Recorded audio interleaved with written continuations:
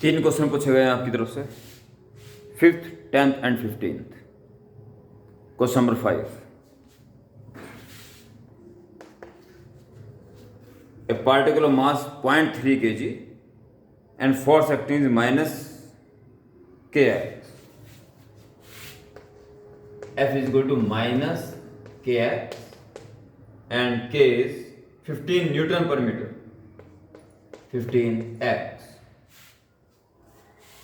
और जब वो 20 सेंटीमीटर पर था तो उसका इनिशियल पोजीशन थी।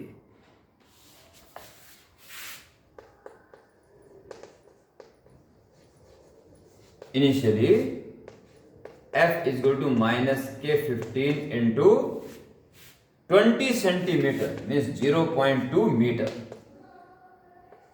is 3 newton minus. इस समय what will be its acceleration? F is equal to ma is minus 3, m is given 0.3 kg, 0.3 kg a minus 3 10 into both sides, 3a minus k 30, a is equal to minus k 10 meter per second square, so magnitude is 10।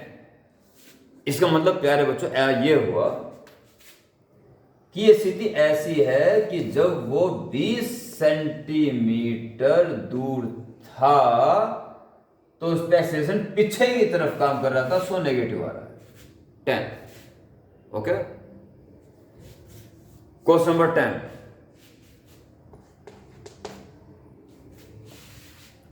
एक m है मास और जो उसे खींचने वाला बंदा है वो भी उसी मास का है और दोनों एक चिकनी टेबल पर खड़े हैं। इसका मास m है और इसका मास भी m है और इसने इसको खींचना शुरू किया। ध्यान देना मेरे प्यारे बच्चों, इसका मास m है, इसका मास m है। इस मैन और ब्लॉक सिस्टम पर बाहर से कोई फोर्स नहीं लगा रहा है, यही एक दूसरे फोर्स लगा रहे हैं बस। जब इस सिस्टम पर बाहर से कोई फोर्स नहीं लग रहा है तो इसका सेंटर ऑफ मास अपनी जगह पर ही रहेगा और ये जब मिलेंगे तो सेंटर ऑफ मास पे ही मिलेंगे, कहीं और मिल ही नहीं सकते। जब दोनों बराबर मास की बॉडी है तो सेंटर ऑफ मास बिल्कुल बीच में होगा और जब ये मिलेंगे तो सारा कंबाइंड मास एक ही जगह पर जाएगा और सेंटर ऑफ मास हिलना नहीं चाहिए, यानी इनको सेंटर ऑफ मास पे ही आना पड़ेगा ताकि सेंटर ऑफ मास पहले भी वहीं रहे और इनके मिलने के बाद भी वहीं रहे। अगर ये कहीं और मिलेंगे तो सेंटर ऑफ मास वहीं पहुंच जाएगा ना, सेंटर ऑफ मास को तो कहीं नहीं पहुंचाना है, इसलिए इन्हें सेंटर ऑफ मास पर ही मिलना पड़ेगा। और m दोनों बराबर बॉडी है मास की तो सेंटर ऑफ बीचों बीच होगा। वो कह रहा है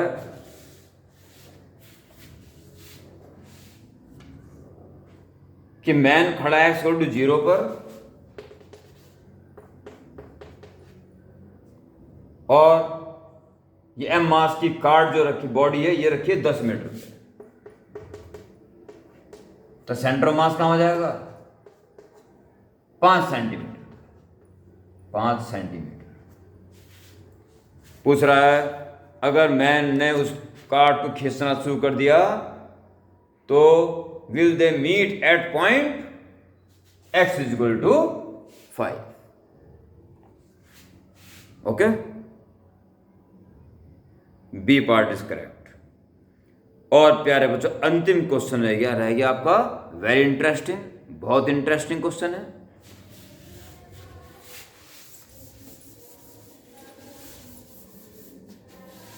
क्वेश्चन नंबर 10, आज का अंतिम क्वेश्चन।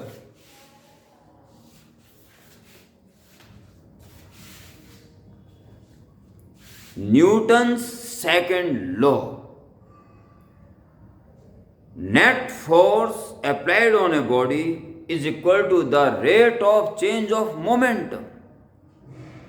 अगर मोमेंटम में चेंजिंग हो रही है तो फोर्स लग रहा है मोमेंटम की सीध में। मोमेंटम बढ़ रहा है तो मोमेंटम की सीध में फोर्स लग रहा है, मोमेंटम घट रहा है तो मोमेंटम के ऑपोजिट फोर्स लग रहा है। अगर फोर्स मोमेंटम की परपेंडिकुलर डायरेक्शन से जरा सा भी बेंड है तो फोर्स का एक कंपोनेंट मोमेंटम की सीध में आ जाएगा, तब तो मोमेंटम या तो बढ़ेगा या घटेगा। अगर मोमेंटम कांस्टेंट है तो मोमेंटम ना बढ़ रहा ना घट रहा, ना फोर्स उसकी सीध में लग रहा ना उसके ऑपोजिट लग रहा, और ना उसकी परपेंडिकुलर से टेढ़ा हुआ, कि टेढ़ा हो जाएगा तो एक कंपोनेंट जरूर आ जाएगा मोमेंटम की सीध में और फिर वो चेंज हो जाएगा। यहां मोमेंटम को देख लो क्या आ रहा है, उसने एक्स के अलोंग मोमेंटम और वाई के along momentum, momentum along x axis और मोमेंटम अलोंग वाई एक्सिस दे दिया, और वो दिया उसने 10th question 15th question sorry, 2 cos t and 2 sin t, इनका रिजल्टेंट मोमेंटम निकालना है। Complete the parallelogram and take diagonal. ये होगा momentum, p square is equal to this square plus this square, 2 cos t का square 4 cos square t plus 2 sin t का square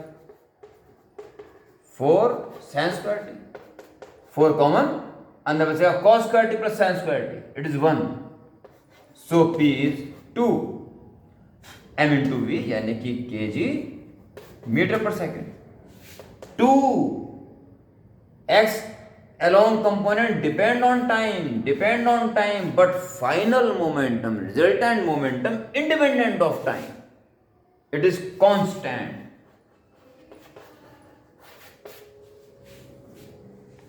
इस व्यवस्था का मोमेंटम कांस्टेंट है,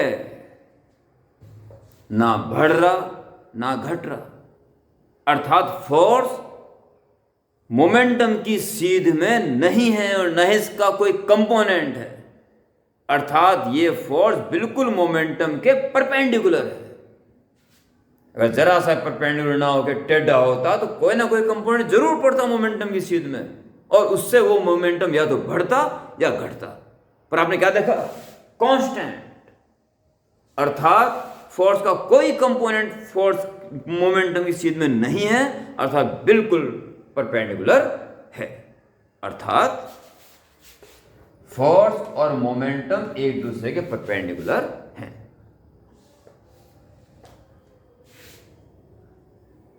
what is the angle between F and P, it is 90 degree.